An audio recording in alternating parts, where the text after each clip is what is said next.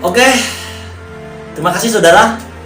Selamat pagi, selamat siang, selamat sore, dan selamat malam untuk saudara-saudara sekalian yang ada di seluruh dunia, di Indonesia, di Malaysia, di Amerika.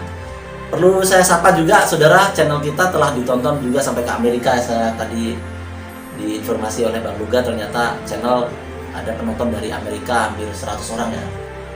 100 kali 70 sekian lah, 70 sekian lah, mendekati 100 penonton dari Amerika Serikat.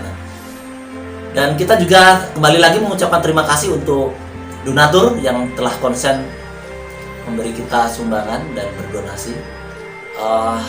Ini menjadi sangat penting untuk kita bahas dalam satu segmen Bang Luga, khususnya untuk dunia usaha ya.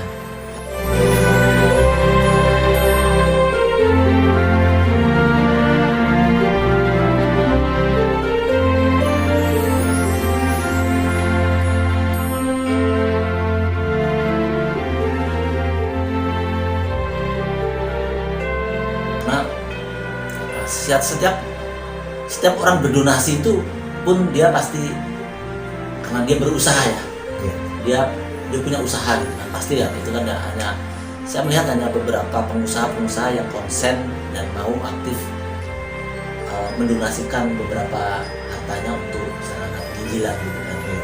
Oke Bang Luga, silakan. Iya, memang saya melihat ya banyak keluhan semenjak COVID-19 ini. Banyak pengusaha yang mulai usahanya menurun, ya kan? Ingat, COVID-19 adalah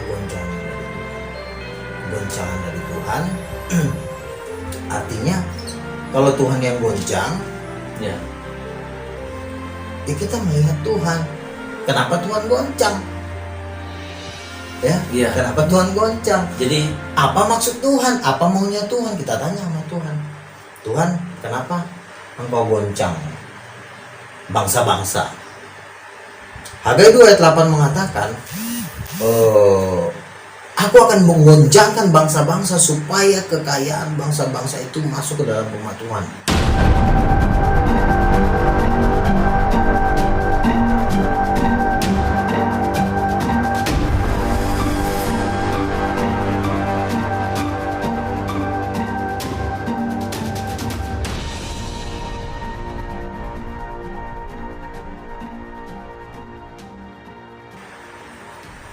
Jadi tujuan dari goncangan ini sebenarnya supaya kita memperhatikan rumah Tuhan, terutama untuk kaum pengusaha gitu maksudnya. Ya, pengusaha, baik raja-raja kan yang digoncang ini kan bukan cuma pengusaha aja, raja-raja pun digoncang. Iya. Kan? Raja-raja berbicara tentang orang-orang kaya lah ya, orang kaya dan pengusaha gitu kan. Sekarang banyak raja-raja kena imbas lah. Kena imbas. Banyak yang bangkrut gitu ya karena COVID. Iya. Jadi dengan goncangan ini apa sih maksud Tuhan? Itu yang perlu kita tanyakan sama Tuhan. Iya. Apakah yang pasti begini, Tuhan menggoncangkan bangsa-bangsa tujuannya cuma satu, supaya kita melihat kerajaan Tuhan diberitakan, amanat agung. Beritakanlah. Jadikanlah semua bangsa murid dan beritakanlah Injil. Ya. Saya pernah ngamatin seorang pengusaha, di mana seorang pengusaha ini pernah membantu kami dalam satu pelayanan. Saya kebetulan suka baca majalah Forbes. Iya. Suka saya di Gramedia kan, saya baca daftar-daftar orang terkaya di Indonesia. Nah, pengusaha yang pernah membantu kami ini, waktu itu ada yayasan anak jalanan di Karet. Pada waktu saya lihat majalah Forbes, dia kekayaannya 300 juta US dollar. 300 juta US dollar itu sekitar 3 triliun. 3 triliun? Iya. Nah, jadi sekitar 3 triliun atau 3,5 triliun. Waktu itu? Iya kan, 3 triliun. Nah, pengusaha ini, bapak ini memang sangat aktif mendukung penginjilan, mendonasikan dana untuk penginjilan. Ya. Lalu beberapa tahun kemudian, bapak yang mensupport kami ini tempat untuk penginjilan, saya melihat juga di majalah Forbes, dari 300 juta US dollar naik kekayaannya menjadi 2,1 miliar US dollar. 2,1 miliar US dollar. Itu sekitar 24 triliun. Dari 3 triliun menjadi 24 triliun. Luar biasa. Saya kan, ini kan pendapat saya. Hmm. Loh, Bapak ini saya perhatikan pernah mendukung pelayanan penginjilan kami. Ya. Saya perhatikan 3 juta US dollar kekayaannya. 300 juta US dollar. Sekitar 3 triliun, kok sekarang naik 2,1 triliun. 24 triliun. Itu naik berapa? Itu naik sekitar 20 triliun kekayaannya. Ya, naik sekitar beratus-ratus kali lipat ya. 20 triliun. 20 kali lipatnya, 20 kali lipat. Dari 3 triliun naik menjadi 24 triliun. Jadi naik 20 triliun kekayaannya. Iya. Pertanyaannya, kenapa Bapak ini naik kekayaannya dari 3 triliun menjadi 24 triliun?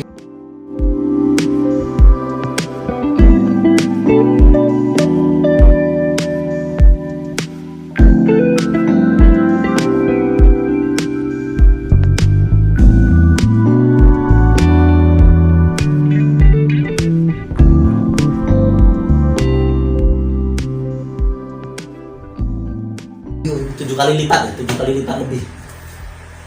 3. Iya, 7 kali lipat lebih. Iya. Kayaknya mendekat dalam waktu yang berdekatan lagi ya. Ya nggak lama lah, Nggak lama. sekitar 3 tahun, 4 tahun ya kan, nggak lama gitu kan. Dan ini karena mendukung pelayanan Tuhan dan penginjilan.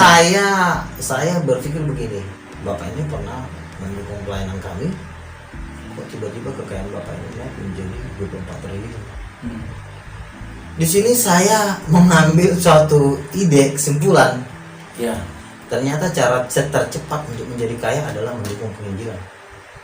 Cara tercepat Untuk menjadi kaya itu dengan cara mendukung penginjilan. mendukung penginjilan. Kalau dunia ini kan cara tercepat menjadi kaya, hendaklah engkau hemat, hendaklah engkau bekerja keras, Ya. kerja keras siang dan malam, semangat tempur, Ya. maka engkau akan menjadi kaya. Ada firman yang mengatakan kerja keras Berkat Tuhan. berkat Tuhanlah yang menjadi kaya, susah payah tidak menambahinya.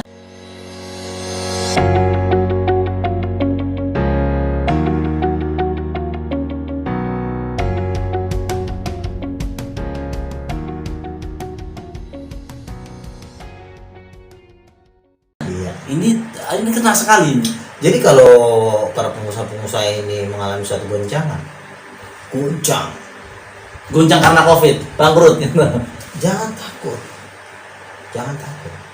Saatnya engkau mendanai penginjilan. Saatnya mendanai penginjilan. Itulah saat yang paling tepat.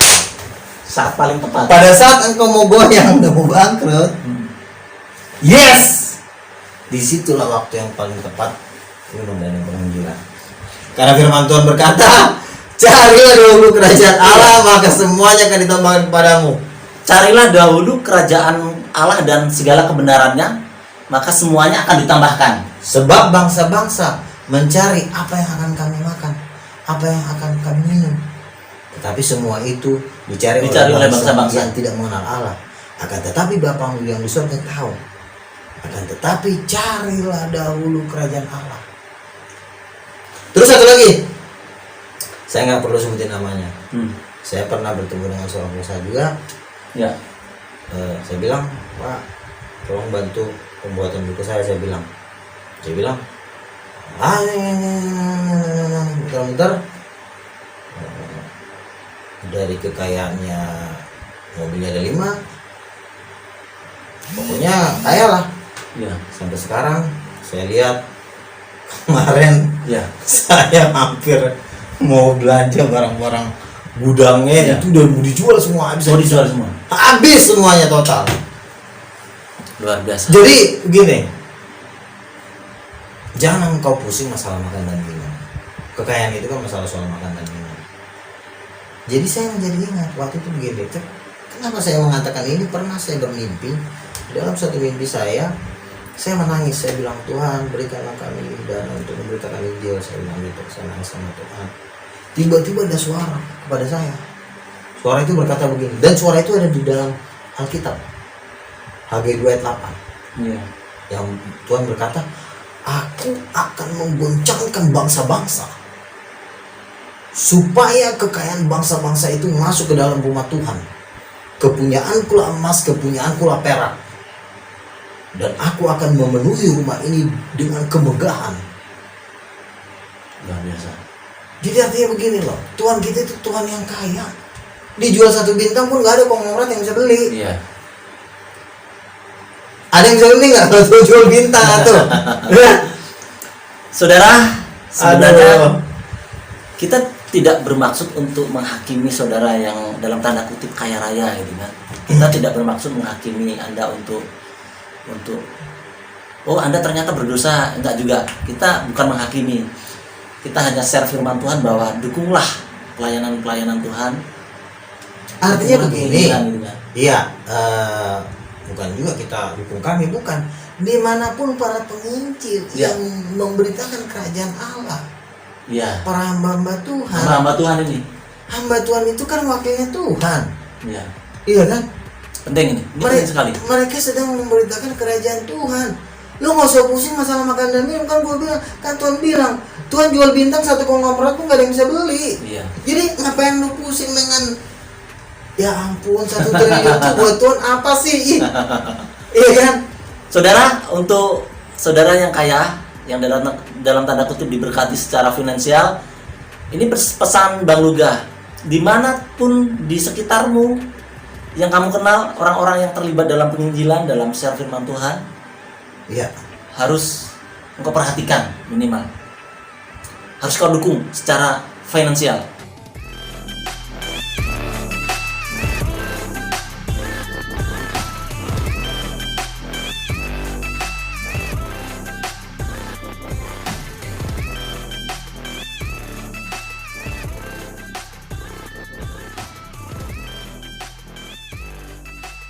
Pernah ada satu pendeta besar di Korea menulis kesaksian di dalam Google. Dia punya kekayaan 101,5 triliun.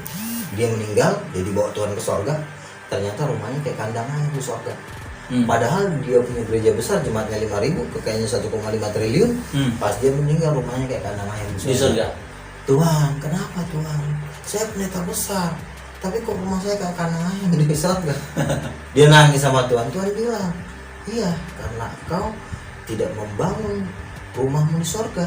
Kau hanya sibuk dengan dirimu sendiri, kau sibuk dengan kekayaanmu, ya wajarlah rumahmu kayak kandang ayam.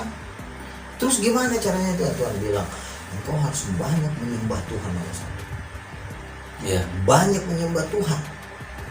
Jadi kekayaan kita di sorga dihitung dari berapa banyak kita menyembah Tuhan. Iya. Main gitar nyembah itu paling mahal. Dan salah satunya juga penginjilan juga. Itulah cara tercepat untuk menjadi kaya. Bukan bagaimana cara tercepat untuk menjadi kaya. Maka kita harus nanam saham di sini, tanam sini, telepon sana, telepon sini. Itu salah. Bisa kaya tapi nggak banyak gitu kan ya. Paling Dikit lah. kerja keras siang malam banting tulang segala macam gitu kan. Membangun link bisnis, membangun pos-pos usaha, pos-pos bisnis di segala lini segmen bisnis, kita tanam saham di situ dan ternyata peningkatannya pun nggak jauh gitu kan. Tiba-tiba COVID pula hancur. Ada COVID pula hancur sekarang investasi kita kan. Seperti Ada itu. yang lucu. Mark Zuckerberg. Iya. Mark Zuckerberg itu Pemilik Facebook. Facebook ya. Lucu menurut saya. Lucunya begini. Dia berada di peringkat 8 orang terkaya di dunia semenjak COVID, ya kan? Dia punya kekayaan jatuh, dia udah berada di peringkat 8. Pas kena COVID, rupanya orang semua main online, ya kan? Main online tiba-tiba kekayaannya naik lagi. Naik sampai dia masuk di dalam senti bilioner ini cuma tiga orang. Yaitu Jeff Bezos, orang terkaya di dunia, Bill Gates, sama dia bertiga. Pemilik YouTube termasuk nggak? Tidak masuk dalam senti bilioner Facebook. Jadi artinya begini, Tuhan mungkin berpikir, oh melalui Facebook banyak jiwa-jiwa dimenangkan. Iya. Walaupun Mark Zuckerberg bukan Kristen lah ya. bukan Kristen, Iya. tapi karena Tuhan pakai Facebooknya untuk memberitakan Injil, nih gua tambahin nih, Karena triliun kekayaannya. Mark Zuckerberg membiarkan aplikasinya dipakai untuk penginjilan gitu Dan kan. Mark Zuckerberg terserah dong, dia ngomong Injil kek, mau jungkir balik kek, mau cakar-cakaran terserah, Iya, lu pakai. Bener sih. Mark Zuckerberg kan nggak bilang gini, jangan pakai buat nginjil dong, enggak. Pakai media oke. untuk Injil gitu, makanya dia orang terkaya. Nah, Mark Zuckerberg termasuk terkaya saudara. Sebenarnya bukan cuma Facebook ya, jadi YouTube juga dipakai sarana untuk penginjilan, dan pemilik YouTube membiarkan aplikasinya dipakai untuk penginjilan, termasuk Facebook. Akhirnya Tuhan tambahkanlah kekayaannya, berkat-berkatnya kepada Mark Zuckerberg, pemilik Facebook dan pemilik YouTube juga. Iya. Jadi Karena Tuhan bilang, brother, gue pakai nih YouTube ya, kata Tuhan kan gue pakai ya. Akhirnya, ya Tuhan berkati. Tuhan berkati. Apalagi kalau Tuhan kan mau berkatin orang kan, ya segininya Tuhan udah 1 triliun kita kan. Iya. Jadi ya luar biasa gitu. Luar biasa. Jadi pakai juga apa yang kamu miliki untuk dipakai untuk sarana penginjilan. Iya. Kan saya bilang, proyek terbesar di dunia ini bukan Anda nanam saham, bukan Anda buka apa. Proyek terbesar di dunia ini adalah apabila engkau bersentuhan dengan penginjilan. Itu udah paling mahal. Matius 28. Iya. Yesus berkata, untuk mendanai penginjilan, Yesus bilang apa? Lu jangan khawatir bro, ada Tuhan Yesus. Segala kuasa di bumi, di surga dan di bumi sudah diberikan kepadaku. Iya. Itu berapa triliun? Segala kuasa di bumi. Tak terbatas. Tak terbatas. Jadi jangan lu pusing dengan dana penginjilan. Iya. Jangan juga pusing lo mendanai penginjilan. Iya. Jangan pusing. Iya. Kan Tuhan udah mendanai. Tuhan kasih garansi, segala kuasa di surga dan di bumi telah aku berikan. Jadikanlah semua bangsa muridku. Masa sih Anda masih pusing dengan kekayaan yang tidak menentu? Iya. Jadi itu jangan yang perlu kita cari, Injil. penginjilan. Orang yang paling kaya adalah orang yang paling banyak Injil. Nah, tiba-tiba saya ingat lagi Apa tuh? di kesaksian dari Pak Gyeong Hyu, Iya. ternyata rumah yang terbesar di surga, tahu nggak? Rumahnya siapa? Rumahnya saya. Rumahnya para penginjil. Salaman bang. Amin. Kita. Yes. Seorang teman saya Ishak, dia pendoa syafaat, dia suka bernubuat. Dia bilang gini sama saya, lu gak apa? Gue dapet penglihatan. Apa? Rumah lu gede banget. Tapi memang gede ya, memang udah gede ya. 4M kan nilainya. Haleluya. Segala dimulai buat Tuhan. Jadi gue bilang Ishak nih. Terus ada lagi satu orang lagi bapak, dia melihat juga. Kok ngeliat rumah lu gede? Ada banyak orang gitu. Jadi apa sih? Dulu jujur saudara-saudara, dulu ya, waktu saya SMP, cita-cita saya adalah pengen jadi orang terkaya di dunia. Saya juga heran, kenapa saya bercita-cita seperti itu. Tapi akhirnya cita-cita saya itu saya lupakan, dan ternyata benar. Orang yang paling kaya di muka bumi ini adalah orang yang memberitakan Injil. Orang yang memberitakan Injil. Itulah yang paling kaya. Iya. Lu jangan kaget nanti. Makanya kan si Pak Gyeong Hyu waktu dia ke surga, dia melihat rumah-rumah yang terbesar di surga itu rumah para penginjil. Makanya dananya penginjilan, super penginjilan, dan lu pun memberitakan Injil. Apa yang ada samamu, baik itu tenagamu, doamu, hartamu, serahkan semua untuk penginjilan. Apa yang terikat di bumi terikat juga di surga. Iya. Ya. Aduh. Iya. Apa yang kau lepaskan di bumi di surga pun lepas. Gitu kan. Masa Yesus yang punya? Jangan kita sama seperti waktu Tuhan Yesus bertemu dengan orang muda yang kaya. Itu Tuhan loh yang ngomong sama dia. Juallah segala hartamu dan bagi-bagikanlah kepada orang miskin. Lalu datang kepadaku. Lalu Dan ikutlah aku. Itu udah Tuhan langsung, bukan pendeta yang ngomong sama dia. Kalau pendeta kan mungkin misalnya pendeta Gilbert atau pendeta Niko ngomong sama dia kan mungkin masih mikir, enak banget tuh harta gua kaya. Ini Tuhan loh yang punya langit loh yang ngomong sama dia. Masih dia jadi khawatir. Dan apa yang terjadi? Dia nggak dapat apa. Dia akhirnya menjadi sedih dia Dan karena ingat hartanya ya.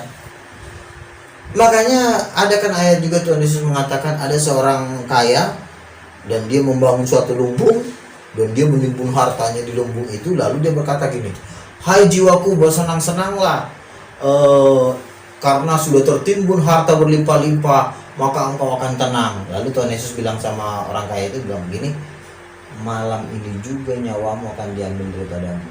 Apalah gunanya orang memiliki seluruh harta dunia ini tetapi Kehilangan nyawanya. kehilangan nyawanya.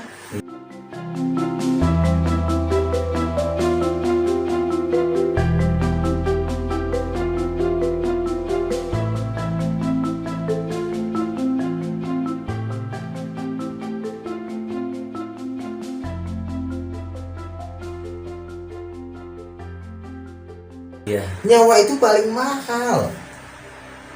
Sukacita bersama Tuhan tuh paling mahal. Luar biasa. Ini Jadi bagi orang-orang kaya, ya bagi orang kaya, udah jangan pusing mau naikin rating mau peringkat pertama. peringkat Orang pertama terkaya kaya.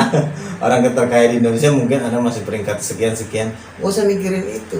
Tapi satu hal saya kasih bocoran, mau berada di peringkat itu, karena siapa yang paling banyak mendanai penginjilan, pasti lo cepat naik berada dalam kerajaan Tuhan. Iya.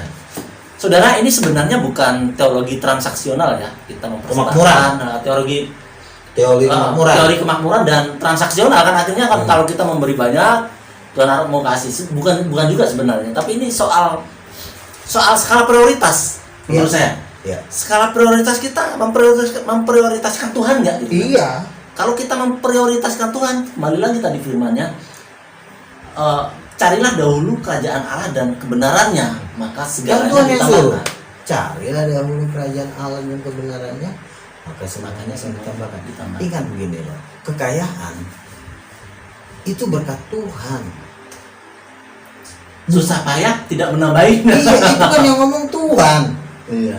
Jangan Anda plesetkan, oh itu teologi kemakmuran. Saya tahu Anda juga menderita di saat kemaratan itu Iya. merajalela gitu. Iya, iya, iya. Tapi kan Tuhan bilang barang siapa banyak memberi dia akan banyak diberi, barang siapa memberi sedikit ya dia dapat sedikit. Anda mau mendapat banyak ya beri juga banyak. Jangan Anda mau banyak tapi Anda menabur sedikit. Iya. Ikan begitu. Oke, 20 menit berlalu. Saudara,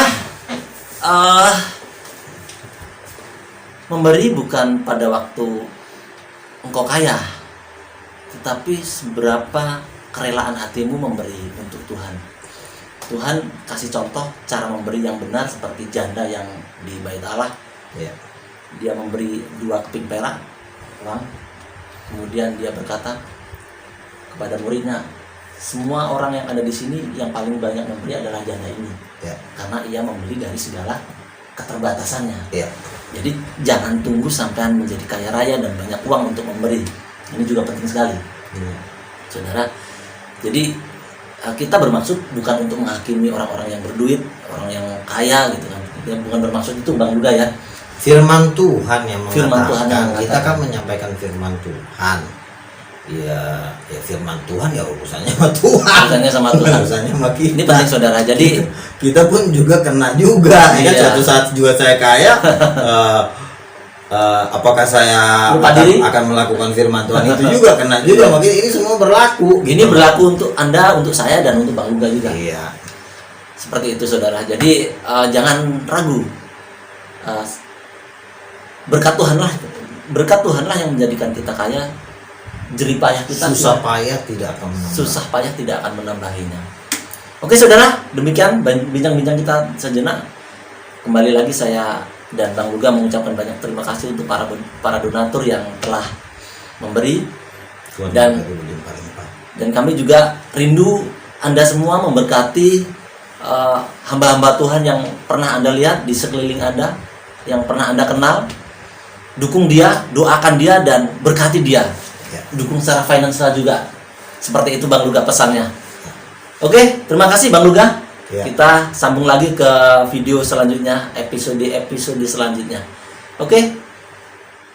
God bless. Thank you. Terima kasih.